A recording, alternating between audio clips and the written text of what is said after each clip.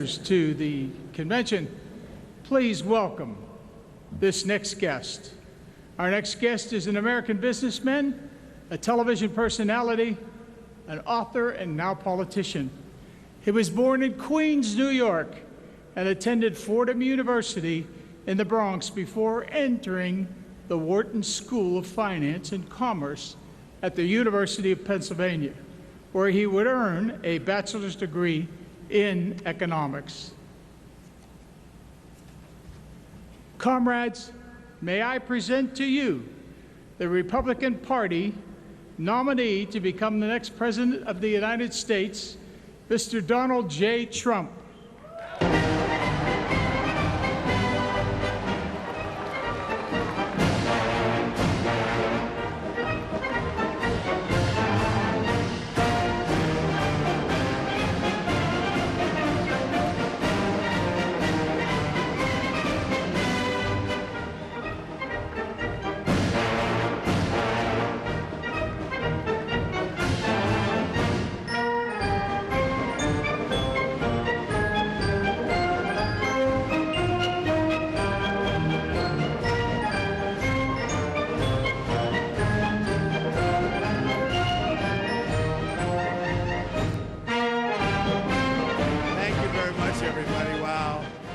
Thank you.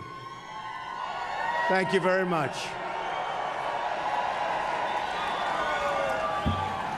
What a privilege to be here with the incredible, and I mean incredible, men and women of the veterans of foreign wars. And we set today an all-time registration record. That's pretty good, right? Congratulations to you. Spending time with our veterans has been the greatest honor of this campaign. I want to thank Commander-in-Chief Big John, and really for the welcome. He has been so fantastic. From the time we walked in, he has been so fantastic. Also, many thanks to Bob Wallace, Auxiliary President Francesca Guilford, and for your incoming leadership. You have Brian Duffy and Colette Bishop, two terrific people. Two terrific people. Before going any further today, I'd like to bring up onto the stage my good friend, Governor Mike Pence. And by the way, Mike is the son of a soldier and the father of a Marine. Mike?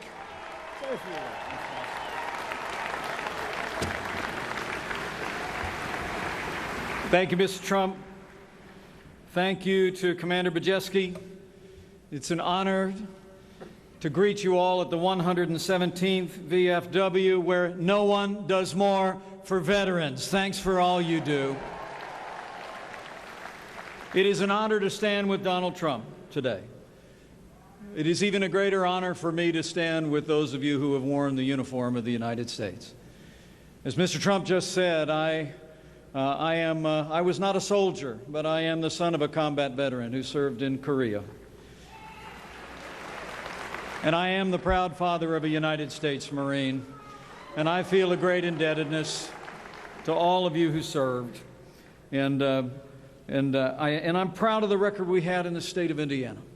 You'll be glad to know in Indiana, where more than 500,000 veterans call home, we've made extraordinary commitments. We've more than doubled the funding for the Department of Veterans Affairs. We increased the number of county veteran service officers tenfold, from 7 to 72 counties.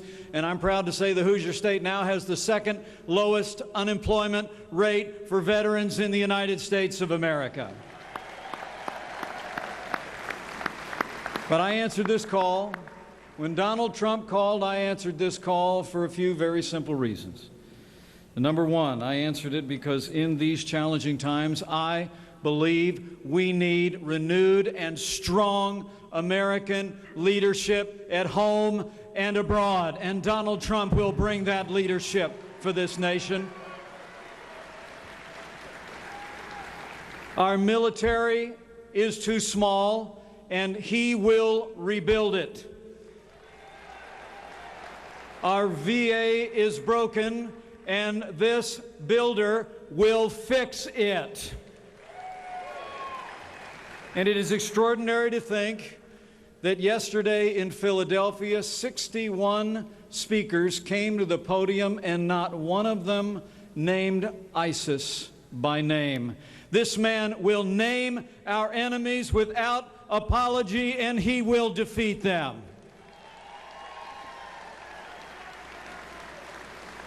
So I say thank you to the VFW.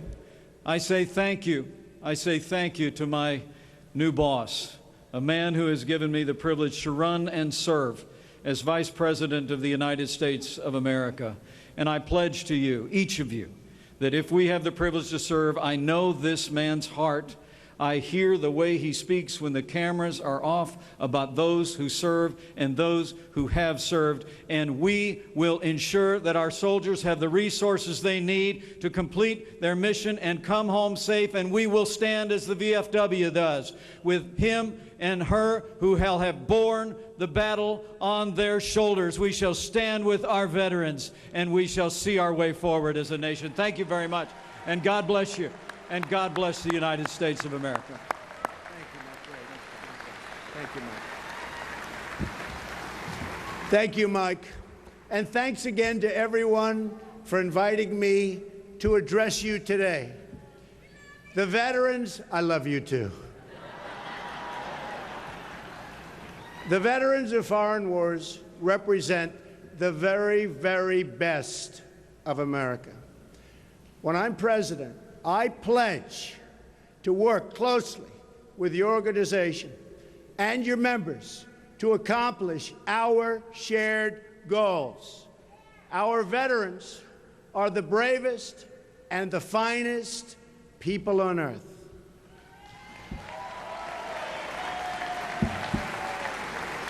The members of your organization have fought for the American flag, and boy, have you fought, on distant battlefields all across the world. Your members have shed their blood and poured out their hearts for this nation like nobody else. Our debt to you is eternal.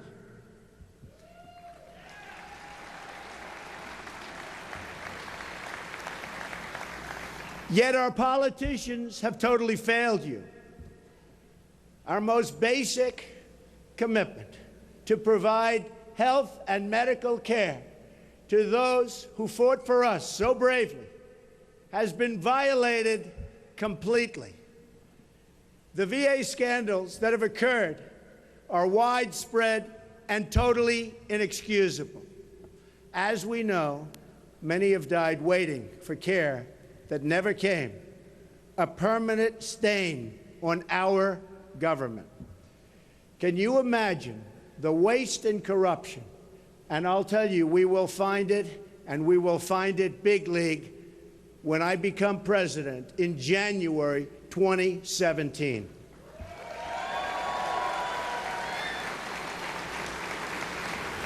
I've recently released a detailed 10-step veterans reform plan, and we've worked on the plan with the chairman of the Veterans Affairs Committee in the House and a really good guy who loves the vets, Jeff Miller. He is a good man. We're going to take care of our veterans like they've never been taken care of before.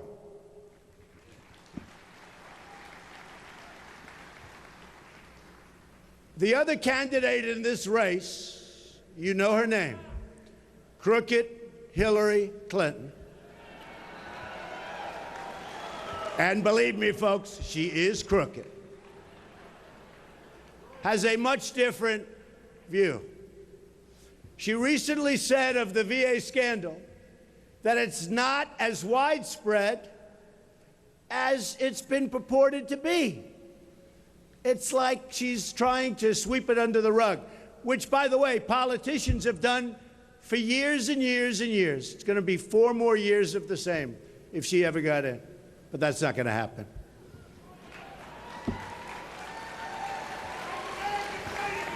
Make America great again. You're right. Thank you. We know how she takes care of the veterans. Just look at her invasion of Libya and her handling of Benghazi, a disaster. Or look at her emails, which put America's entire national security at risk.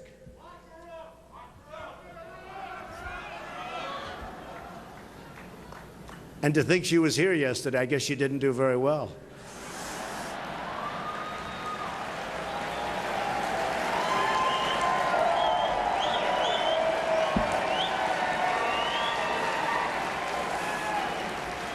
We're going to bring honesty back to government, and that starts with fixing the Veterans Administration. We will fix it.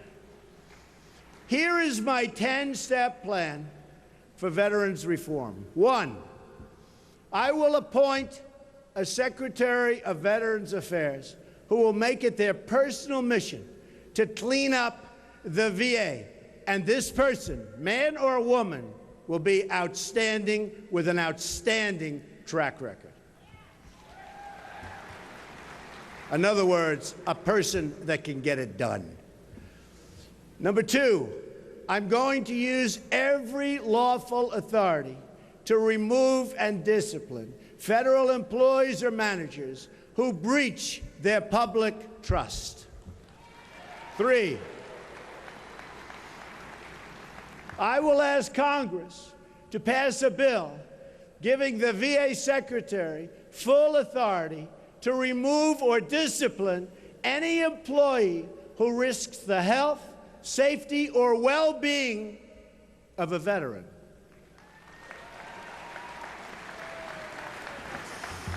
I will appoint a commission to investigate all of the wrongdoing at the VA, of which there is plenty, and then present those findings to Congress as the basis for reforming the entire system. 5, I'm going to make sure that the honest and dedicated people of the VA, of which we have many, have their jobs protected and are put in line for promotion when they do a good job. We're going to get them promoted like they deserve. I will create a private White House hotline. This could keep me very busy at night, folks. This will take the place of Twitter. That is, well, a lot of truth to that. That is answered by a real person 24 hours a day to make sure that no valid complaint about the VA ever falls through the cracks. Now, this is the tough part. This is the tough part. I will instruct my staff that if a valid complaint is not acted upon, then the issuer who brought it directly to me, and I want to have it, will bring it directly to me, and I will pick up the phone personally and get it completed and get it taken care of. That's a lot of work. We better do a good job because that's a lot of work. But I want to have somebody, a real person, and a really competent person in the White House with that hotline going. And if that person's not doing the job, I'm going to find out about it. And that's the best way to find out about it. That's called real life. That's called business. Instead of giving bonuses to employees for wasting money, we are going to create a new incentive program that rewards employees for saving money and improving the quality of care. Our visa programs will be reformed to ensure that veterans are put in the front of the line for jobs. In this country, they fought and they protect us. Now we're going to fight them. They're going to be put right in the front of the line. And these are our great people. And by the way, Governor Pence is right at the top of the nation in employment for vets. And when he took over, he was number 32 or 38. Now he's right at the top. He has done an incredible job with respect to employment for vets. So, Mike, good going, and keep it going.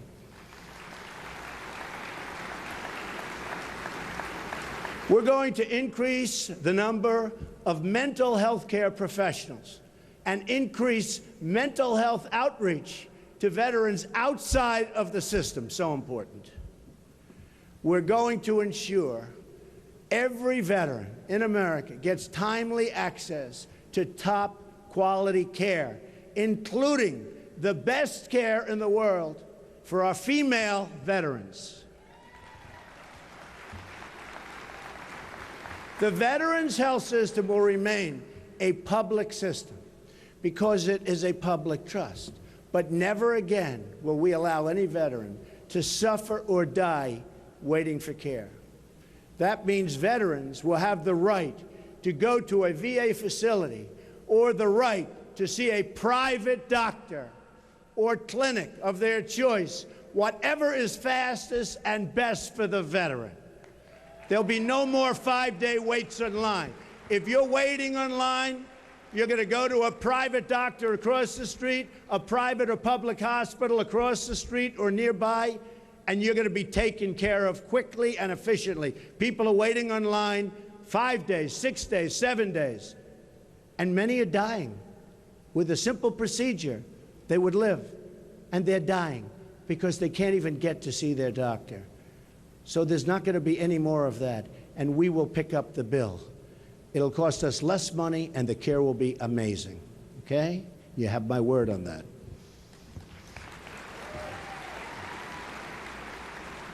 Come January 20th, if I'm elected president, you're going to notice a change in the VA and in the whole entire government system, which is a mess.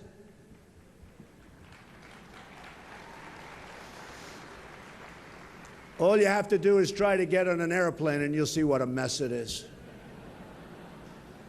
A change in attitude and a change in results will absolutely take place so fast, right at the beginning. Government is going to start working for the people again. The special interests opposing our reform, and they do oppose it for their own reasons, and Reform for America are the same people who have led us to one economic and foreign policy disaster after another. The global corporations and the media executives who oppose our plans, and they are opposing them strongly. We need plans for change. And we want to keep this system in place, except for the section that's rigged, and that's a lot of it. We're getting rid of our rigged system. I started using that term a year and a half ago, and now everybody's using it. This morning I was watching one of the Democrats who I've been talking about as a rigged system. He used the word rigged system. I'm going to have to come up now with another word. It's very sad. But the system is rigged, so badly rigged. And it's rigged against the veterans, too. That's why their message is that things can't change. Can't change.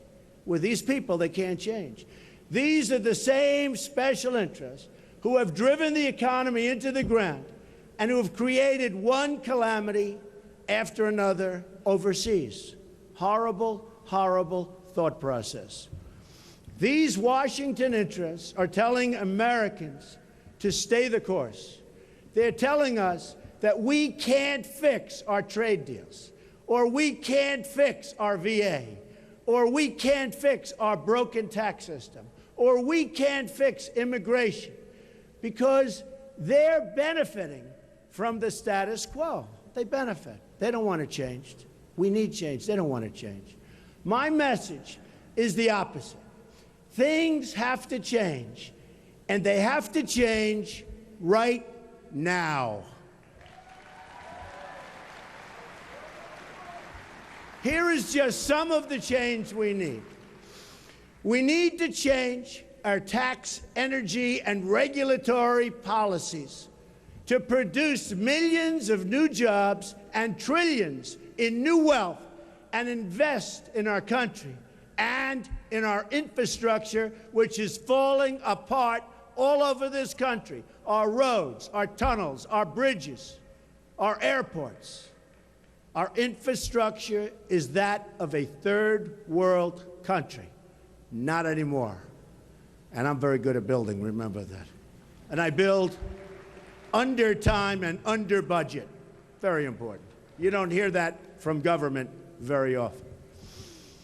Those who seek to raise taxes and expand regulation will only weaken our country, hamstring our economy, and throw many millions more out of work. And as you know, Hillary Clinton wants to institute a massive tax increase. And we're already just about the highest taxed nation in the world. Our immigration system must also be fixed so it lifts people out of poverty instead of throwing them into poverty, which is what it's doing right now.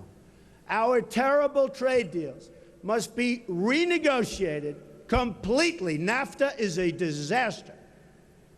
To keep jobs and wealth in America, we're sending our jobs away. We're going to keep our jobs in America, and we're going to bring new jobs back.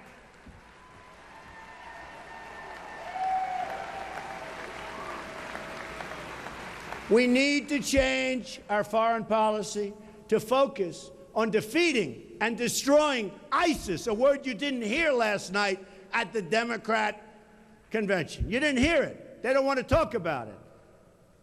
Because in a very true way, they really established ISIS because of weakness. The people in this room know better than anybody else or any other audience what I mean by weakness. But because of weakness, ISIS has been established.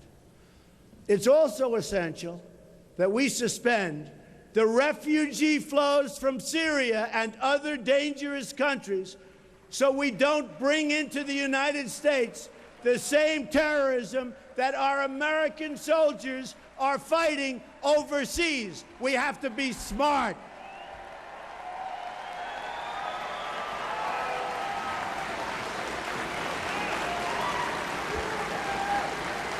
Thank you.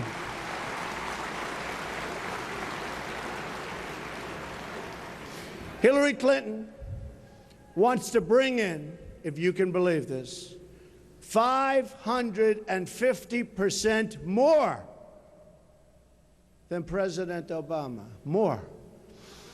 And Tim Kaine wrote a letter very recently asking for more than even Hillary wants. What are we doing? What are we doing? We have to be the smart country again, or we're in big, big trouble. Our depleted military must be completely rebuilt. Then, from a position of strength and respect, America needs to extend our hand in friendship to foreign nations who want to be our friends, and we can't be taken advantage of. We are going to leave Donald Trump for just a couple of moments to go live now to the Senate for a brief pro forma session. Should only be a minute, and we'll be back with live coverage after the gavel.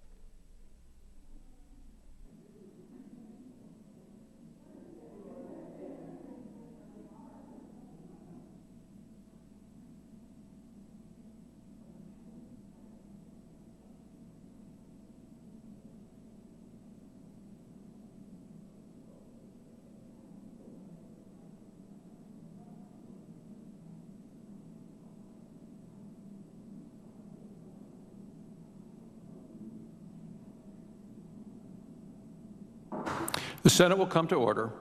The clerk will read a communication to the Senate. Washington, D.C., July 26, 2016, to the Senate. Under the provisions of Rule 1, Paragraph 3 of the Standing Rules of the Senate, I hereby appoint the Honorable John Barrasso, a senator from the state of Wyoming, to perform the duties of the chair. Signed, Orrin G. Hatch, President pro tempore. Under the previous order, the Senate stands adjourned until 10 a.m. on Friday, July 29, 2016. And back live to Donald Trump now. We can't fix a rigged system by electing the people who rigged it in the first place.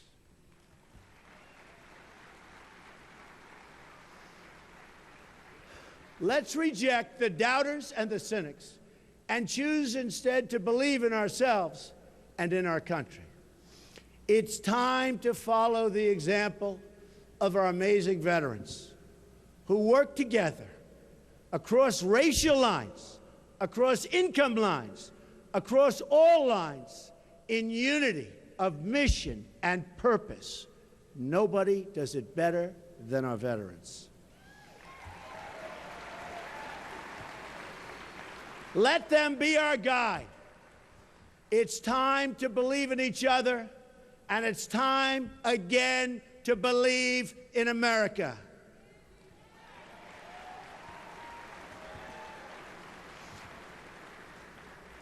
If we do this, we will truly, absolutely, 100% make America great again, greater than ever, ever, ever before. Thank you very much. God bless you. Thank you.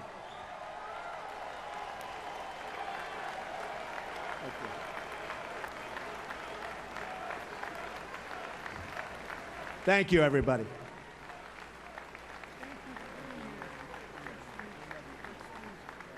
I want to give you a couple of these.